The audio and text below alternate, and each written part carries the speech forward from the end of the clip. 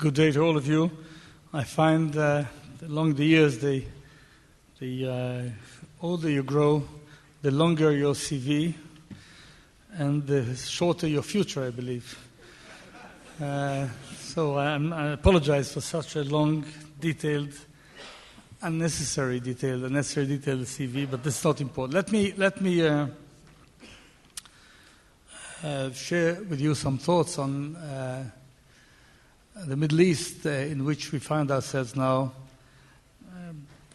which will have an effect on all the topics that are being discussed here. The world is changing rapidly, and usually we don't see it a day before it happens. This is quite frustrating. Had you asked me in January this year if this could happen, say in Egypt, I would have told you this is crazy. But the day after this, it did start to roll. I didn't know, we didn't know, the Americans didn't know, Mubarak didn't know. So the first lesson I draw from recent developments in the Middle East is humility. One doesn't know. We know quite a lot, and I think we have good intelligence service, and I think that the countries that we cooperate with have good intelligence service, and I think in 90% of the cases we may predict quite well what will develop. But in certain cases, which may be crucial, we will not know. So humility is a very good lesson when you assess the future and when you plan for the future.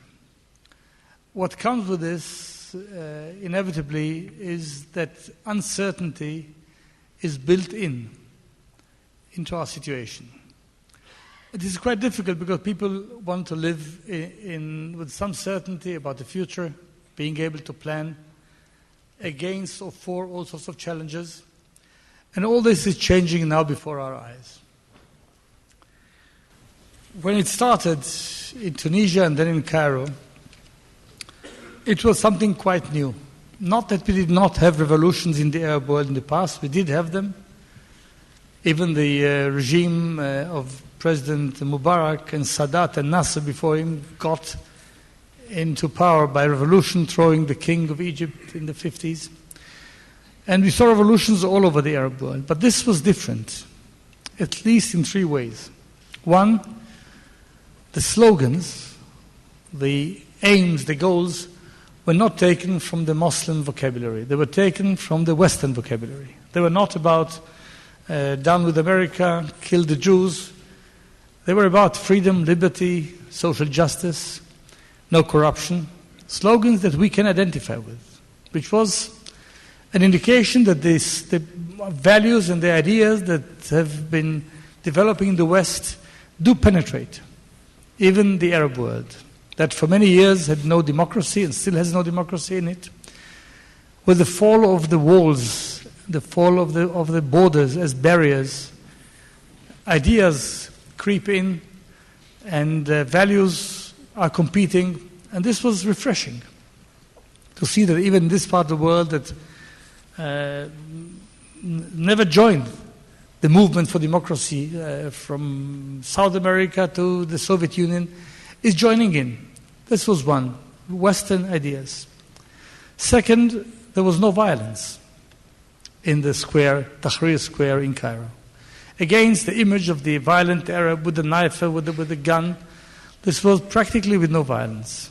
Again, refreshing. Thirdly, it was not carried out by any political party or a group of officers or any organized group. It was done by people, simple people in the street, students from the university. And this may have to do with what we see in our modern era, which I think is characterized by empowered individuals, weaker governments and stronger individuals, and people who never thought that they can have any influence on regime change, which was Egypt and any other part of the Arab world, and election are just a formality, say we want to have an influence, and they had an influence. They changed the regime. So all these things look promising and gave a lot of hope to many people. But now that we are some 7 or 8 months later, where are we? We don't know where it is going to end. We saw the powers in the street. We saw the government that gives a lot of weight to the street. We just saw it in Cairo some days ago. We saw what happened to the president of Egypt, President Mubarak. I don't think the regime wanted it that much. I think the regime succumbed to the pressure from the street. So there is something positive in empowering simple people. But when the government is totally under the pressure of the people in the street, it's not the best recipe for governing a country. Elections are going to be held in Egypt in November. The results are just for guesswork. Nobody knows. But if you look all over the Arab world, one sees the bid for power by Islamic groups. Is it the return of religious groups to power that we see? They have been subdued. They have been suppressed along many years. How powerful are they? This is left open. In the meantime, in the Israeli-Egyptian context, of course, Egypt-Israel peace treaty that has been signed by Anwar Sadat and Menachem Begin in 1979 has changed the Middle East radically in a very positive way. This was the end of the idea of full-scale war against Israel. It was the beginning of normalization and acceptance of Israel in the Arab world. And this has been, and still is, the cornerstone of stability of the entire Middle East. On top of that, one needs to say, Egypt was the center core of American Western policy and the most important and meaningful Arab country in the region. So the agreement objectively is important for us. We do believe that the agreement objectively is important and beneficial to Egypt. And we hope that Egypt will come out of this in a way that will keep the agreement intact. In the meantime, we see problems in Sinai. The control over Sinai was not very, very good even in the past. But now we see more groups, either from Gaza, Hamas or Islamic Jihad, or from other parts of the world, trying to use Sinai as a launching pad for attacks, terrorist attacks, against us and maybe against others. So there's new reality developing there to which we need to give a lot of attention. We look at the entire Middle East. I do believe that this is a change of historic magnitude, but not a clear outcome yet. Even Libya, what is it going to be? How is it going to be ruled?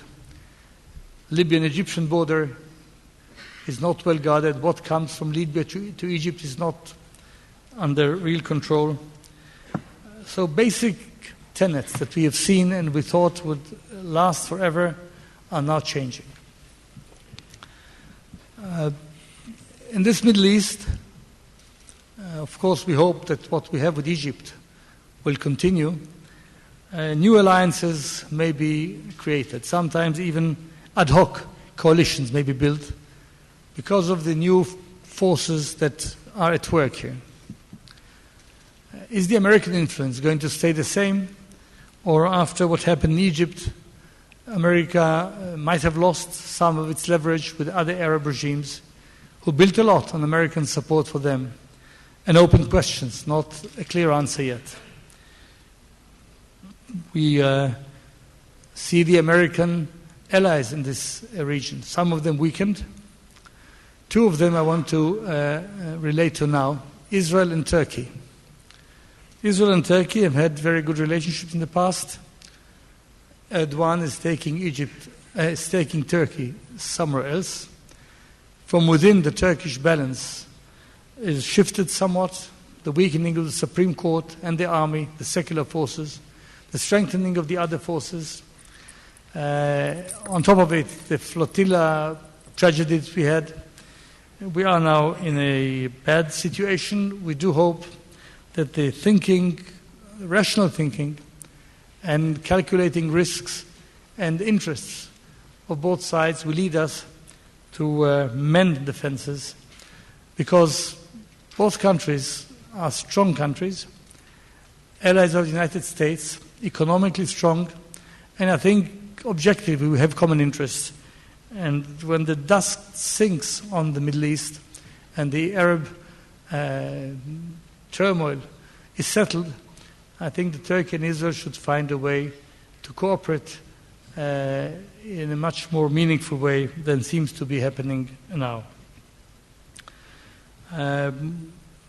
If you look at the phenomenon of weakening governments and strengthening individuals or religions, one needs to add this. There is some change in the self-identity of people. In the 50s, there was a revolution of pan-Arab identity. Nasser was the heralded this to the Arab world. Then there were particular identities, national identities, Egyptian, Syrian, Jordanian, and so forth. In some parts of the Arab world, people identify themselves first as Muslims now, and only second at their religion, at their national identity. Coming to a point where a man who is non-Arab, non-Lebanese, is the best ally and friend of an Arab and Lebanese, I mean Ahmadinejad and Nasrallah, because both have the same religious identity. The strengthening of the religious identity and the religious interests into the scene changes the paradigm that we are dealing with. When religion becomes a dominant power and people or groups act in the name of God, whether they are Muslim, Jews or Christians, it's usually harder to have a compromise. People compromise, God's never compromise. God is truth. God is the only truth, whether he's Jewish, Christian or Muslim. And one could have thought that after the era of enlightenment in Europe, politics will not be led by religion anymore. It is not in Europe, by the way. We don't see it in Europe. In one country, you see a very strong evangelist movement. You know which country. In some parts, very extreme. In the Jewish world, you see some extreme tendencies like this, but not in the mainstream. But all over the Muslim world, one sees a revival of religious groups. Think of the groups from Afghanistan all the way to North Africa. Groups like Taliban, or Al-Qaeda, or Jihad, or Hezbollah, or Hamas, are all religiously based, not necessarily nationally based. They all have what we don't, direct line to God. They know what he wants and they act for him. And this is another layer of, quite heavy layer, of problems and difficulties added to a rather complex situation anyway. In the Palestinian camp, one needs to say that the focus of Hamas is more religious and the focus of the PLO is more national. Again, the same tension that you see all over the Muslim and Arab world. So there was an interesting article written in the last New York Review of Books by Robert Malley and Hussein Ara. Some of you might have read it. If not, I recommend it. Who speak of the counter-revolution in the Arab world, saying this is the bid of Islam to come back to power. And this is something that one needs to look at when one thinks of the challenge that we face, not only vis-à-vis terror as a means, but even in national conflicts that may turn more religiously dependent or with religious weight on them. It's not easy at all. It doesn't make things look easy to us when we deal with that. Now, as the world around us is changing, I think it is important for us, Israel, to be active and even take some risks and try to have some influence as to the way things develop. We cannot do much. We cannot interfere in any Arab country, nor should we.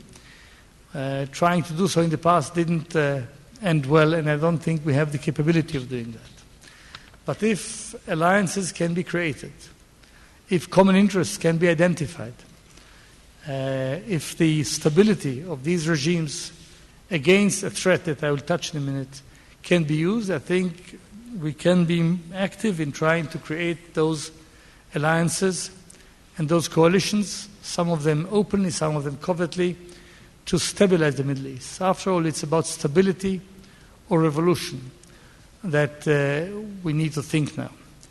The threat developing, with which I'll end, is the Iranian threat. I think it became quite clear in the United States and in other parts of the world about 2 years ago or more that Iran is serious and one should not let Iran become nuclear. Not only because the combination of nuclear arms with a regime that again speaks in God's name and doesn't play it by the rules and is very active in exporting the revolution is very, very dangerous to the stability of the region, but because Iran is seen by most Arabs as the major threat to their stability, regime, and way of life. And they all turn to the United States and the West to try to stop them from becoming nuclear. And I think that the American administration started quite effectively over a year ago to build the pressure on Iran through international sanctions and other sanctions. So they will see that the price they are paying gets higher and higher if they don't step down from the road to nuclear capability. So we had the UN sanctions when Russia was on board and even China somewhat reluctantly came on board. We had the American Congress sanctions. We have the EU sanctions. And we had indications that the Iranian leadership is taking note of it, not yet changing their mind, but they see the price getting higher and higher. With every day they enrich, and they do enrich. With every day they build missiles and do build missiles. And I think this began to be possibly effective. Now they have over 4,500 kilograms of low-enriched uranium, over 70 kilograms of 20% enriched uranium, and over 400 missiles, still building. But the Arab Spring, and here it comes in, on one hand, and the Fukushima disaster on the other hand, diverted the attention from the Iranian development towards a nuclear capability. And I think that this is understandable, but was a mistake. And I believe now is the time to refocus our attention and to re-energize the sanctions regime, economic, diplomatic, and others, not to allow them to become nuclear. If they do become nuclear, this will be a really different world altogether. I think that some Arab countries, Egypt used to say it, have said, if they get nuclear, we get nuclear. You may have mushrooming nuclear countries in the region because of the threat of Iran as they see it. Second thing is that I think that the role of America in the world, in the Arab world, may be determined by the lack of ability, if that's the case, to stop Iran from being hegemonic in the region. What does this mean to the oil market is an open and clear question. And I think that this is so important because in the war of ideas that I touched earlier, between the Western ideas that America stands for and tries to implement and teach all over the world, and the extreme religious fundamentalist ideas, the failure in such a war for the Western ideas and the victory for Iran means victory for Hezbollah, it means victory for Hamas, it means failure and weakness for all the others. So the cause of peace and stability will lose a lot, and we live in different worlds. So I think that the last thing we want to see when the Middle East reshapes itself is the weakening moderate forces and strengthening extremist forces. So as all of us focus on the Arab Spring, we should refocus concurrently on the Iranian race for nuclear weapons. I think this is a test of leadership for all of us, and it is quite necessary that it is won and not lost. So here we are in a changing world with new spirits, some good hope, but some serious dangers waiting along the road.